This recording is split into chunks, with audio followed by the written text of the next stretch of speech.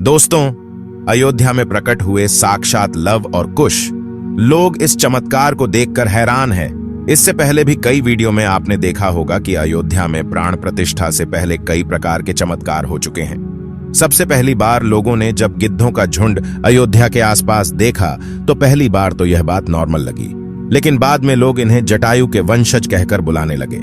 इसके अलावा अयोध्या के आसपास बंदरों का झुंड भी दिखा था। लेकिन अभी जो हम आपको चमत्कार दिखाने जा रहे हैं वह सबसे ज्यादा हैरान कर देने वाला है, जिसे दुनिया का सबसे बड़ा चमत्कार कहा जा रहा है। और जब आप इसकी सच्चाई जानोगे तो आप भी राम जी के पक्के भक्त हो जाएंगे। क्या वाकई में लव और कुश अयोध्या नगरी पहुंचे हैं? क्या मंदिर की प्राण प्रतिष्ठा से पहले ही लव और कुश दोनों भाई पहुंच गए हैं? आज हम इन सभी रहस्यों से पर्दा उठाकर आपके सामने सच्चाई लाने वाले हैं। वीडियो शुरू करें उससे पहले कमेंट में जय श्री राम जरूर लिखें। दोस्तों, 22 जनवरी से पहले ही अयोध्या को दुल्हन की तरह सजा दिया गया है। मंदिर में रामलला के प्राण प्रतिष्ठा का समय 12:20 तय किया गया है। जिस प्रतिमा को मंदिर के गर्भगृह में रखा जाना है उसका वजन करीब 200 किलो है। भगवान राम की यह प्रतिमा 5 साल के बच्चे के स्वरूप की होगी। गुजरात से एक ट्रेलर पर 5500 किलो का ध्वज दंड अयोध्या पहुंच गया है, जो इतना ज्यादा बड़ा है कि इसको एक ट्रक के अंदर लाया गया है, जिसकी तस्वीर सामने आने के बाद पूरी दुनिया में चर्चा हो रही है। इसके अलावा गुजरात से 500 किलो का नगाड़ा पहुंचा है, जिस पर सोने की परत चढ़ी हुई है। 2400 किलो का एक घंटा पहुंचा है, जिसको प्राण प्रतिष्ठा के बाद में मंदिर के अंदर बजाया जाएगा। आखिर इतने बड़े घंटे को कारीगरों ने कैसे बनाया था? इसके अलावा 108 फीट लंबी अगरबत्ती गुजरात से अयोध्या पहुंची है। 7 दुनिया का सबसे बड़ा ताला भी बनाकर तैयार किया गया है। और क्या आप कल्पना कर सकते हैं कि 1100 किलो का दीपक भी बनाकर गुजरात से अयोध्या भेजा है? दोस्तों, यह सभी चीज इतनी ज्यादा अलग कि लोग दूर दूर से देखने को भी पहुंच रहे हैं। और होगा भी क्यों नहीं। करीब 500 सालों के लंबे संघर्ष के बाद भगवान श्री राम का मंदिर बनने जा रहा है। इसके अलावा भी दोस्तों, प्रभु श्री राम के मंदिर में ऐसे चमत्कार हुए हैं जिसकी अयोध्या से लेकर पूरे भारत में चर्चा हो रही है।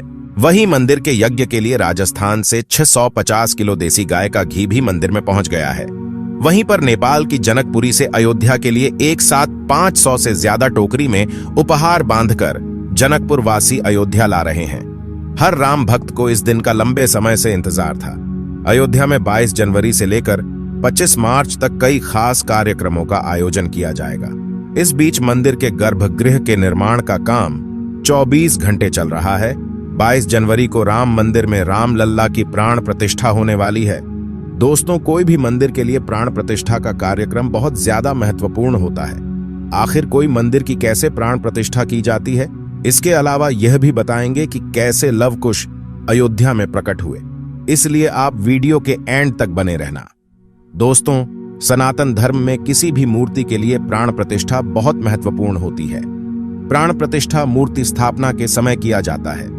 किसी भी मूर्ति की स्थापना के समय उस प्रतिमा रूप को जीवित करने की विधि प्राण प्रतिष्ठा कहलाती है।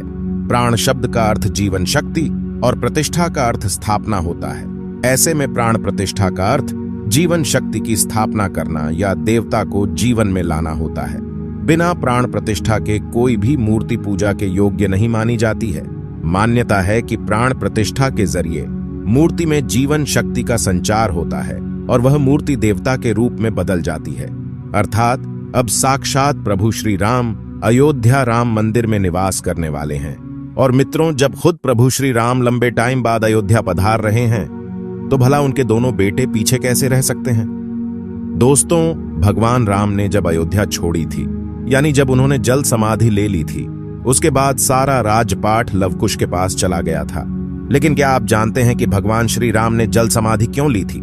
आखिर ऐसी क्या वजह थी कि भगवान श्री राम को जल समाधि लेनी पड़ी? दोस्तों, बताया जाता है कि यमराज यह जानते थे कि भगवान की इच्छा के बिना भगवान न तो स्वयं शरीर का त्याग करेंगे और न शेषनाग के अंशावतार लक्ष्मण जी। ऐसे में यहाँ पर यमराज एक चाल चलते हैं। एक दिन यमराज किसी विषय पर बात करने भगवान राम के पास आ पहुंचे।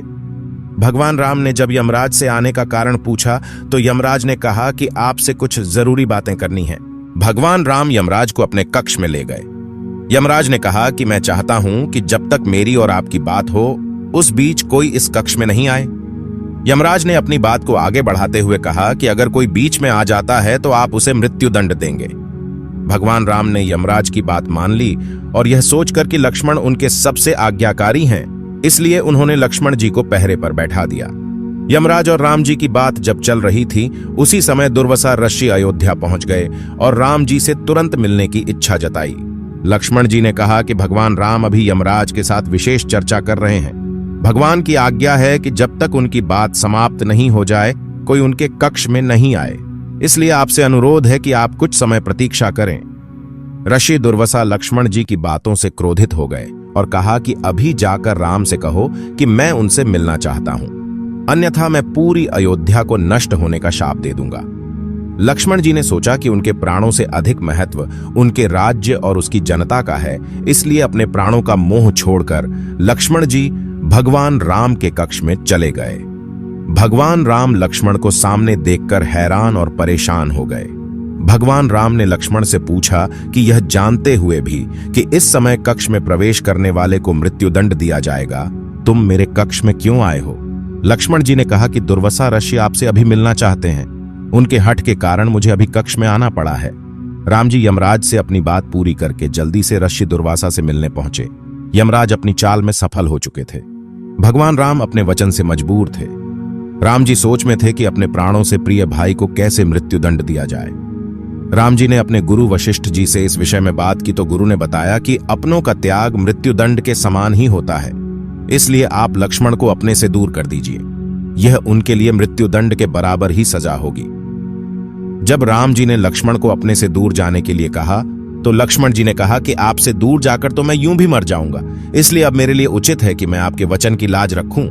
लक्ष्मण जी भगवान राम को प्रणाम करके राजमहल से चल पड़े और सरयू नदी में जाकर जल समाधि ले ली। इस तरह राम और लक्ष्मण दोनों ने अपने अपने वचनों और कर्तव्य का पालन किया। इसलिए कहते रघुकुल रीति सदा चली आई, प्राण जाए पर वचन न जाई। और वही दोस्तों, लोग 22 जनवरी का बेसब्री से इंतजार कर रहे हैं। इससे पहले राम मंदिर का काम तेजी से पूरा किया जा रहा है। प्राण प्रतिष्ठा समारोह में खुद पीएम मोदी के आने के कारण तैयारियों को भव्य रूप दिया जा रहा है। देश भर के प्रतिष्ठित लोगों को 22 जनवरी को अयोध्या आने और प्राण प्रतिष्ठा समारोह में शामिल होने के लिए निमंत्रण दिया गया है। वीआईपी के आगमन के कारण उस दिन 50 से ज्यादा छापर और 100 से ज्यादा विमान यहां पहुंचने की संभावना जताई गई है। इसे देखते हुए तैयारियां की जा रही हैं।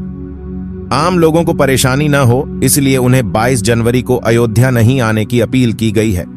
दोस्तों, जिस नगाड़े की वीडियो की शुरुआत में बात की थी उसके बारे में आपको बताते हैं। इस नगाड़े को बनाने वाले डगबर समाज के 4 लोग श्री राम लल्ला प्राण प्रतिष्ठा के दिन इसे मंदिर में बजाएंगे। इस नगाड़े पर सोने और चांदी की परत चढ़ाई गई है। 500 किलो के इस भव्य नगाड़े में लोहे और तांबे का इस्तेमाल हुआ है ताकि नगाड़े को हजारों वर्षों की उम्र दी जा सके। ये नगाड़ा गुजरात से एमपी होते हुए अयोध्या पहुंचा है 22 जनवरी को, और उसके बाद इसकी गूंज श्री राम मंदिर में सुनी जा सकेगी।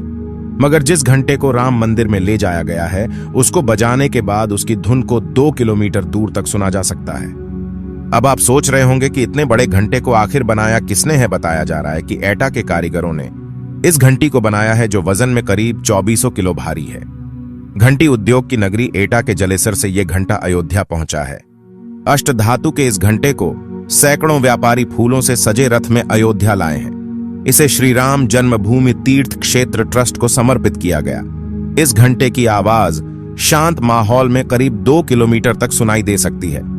इसके अलावा दोस्तों, श्री राम मंदिर को महकाने के लिए गुजरात के वडोदरा से 108 फीट लंबी धूप बत्ती अयोध्या ले जाई जा रही है। भरतपुर से होते हुए आगरा के फतेहपुर सीकरी और किरावली पर यह धूप बत्ती पहुंची।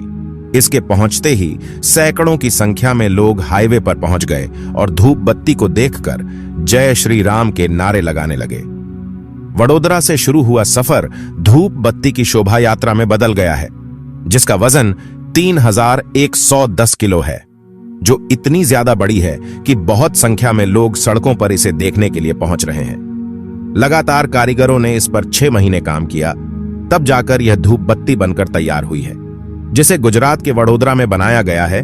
इसे बनाने में कई प्रकार की जड़ी बूटियां का इस्तेमाल किया गया है।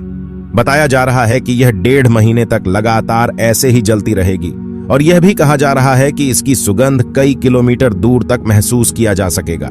इसके अलावा दोस्तों, जो सबसे ज्यादा चर्चा का विषय बना हुआ है वह गुजरात से अयोध्या पहुंच ध्वज दंड है। अयोध्या में राम मंदिर के शिखर पर लगने वाला ध्वज दंड सोमवार को अयोध्या पहुंच गया है। यह ध्वज दंड राम मंदिर के 161 फीट ऊंचे शिखर पर लगाया जाएगा। 44 फीट का ध्वज दंड जमीन से 220 फीट ऊंचाई पर लहराएगा। 22 जनवरी को प्रधानमंत्री नरेंद्र मोदी ध्वज दंड में धर्म ध्वजा लगाएंगे। अहमदाबाद की अंबिका इंजीनियरिंग कंपनी ने 9 महीने में इस ध्वज दंड को तैयार किया है। इसके अलावा दोस्तों, नेपाल से अयोध्या एक बहुत बड़ा काफिला पहुंचा है, जिसके अंदर करीब 3000 उपहार अयोध्या पहुंचे। नेपाल के जनकपुर में मां सीता की जन्मभूमि से भगवान राम के लिए 3000 से अधिक उपहार अयोध्या पहुंचे हैं। चांदी के खड़ाऊं, आभूषण और कपड़ों सहित तमाम उपहारों को इस सप्ताह जनकपुर धाम राम जानकी मंदिर से लगभग 30 वाहनों के काफिले में अयोध्या लाया गया। इसके अलावा दोस्तों, राम मंदिर के लिए स्पेशल घड़ी भी डिजाइन की गई है। लखनऊ स्थित एक सब्जी विक्रेता ने विशेष रूप से एक ऐसी घड़ी डिजाइन की है जो एक ही समय में 8 देशों का समय बताती है। राम मंदिर के अंदर जितनी भी चीजें पहुंची है वह बहुत ही ज्यादा बड़ी है। मंदिर के लिए ताला और चाबी पहुंचे हैं, जिसकी साइज जानकर आप भी हैरान रह जाएंगे।